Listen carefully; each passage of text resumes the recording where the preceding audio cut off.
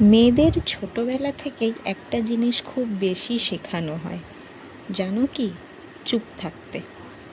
বেশি স্বপ্ন দেখো না, বেশি কথা বলো না, বেশি বাইরে যেও না, বেশি নিজের কথা ভেবো না। কিন্তু একটা জিনিস কেউ শেখায় না, নিজের পরিচয় কিভাবে তৈরি করতে হয়।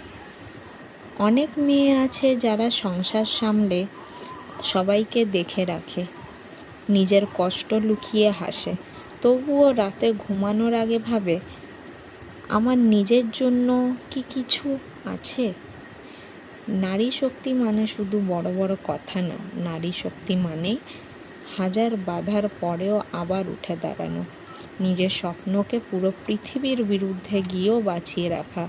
সব মেয়েকে চাকরি করতে হবে এমনটা নয়, কিন্তু প্রত্যেক মেয়ের নিজের একটা পরিচয় থাকা দরকার।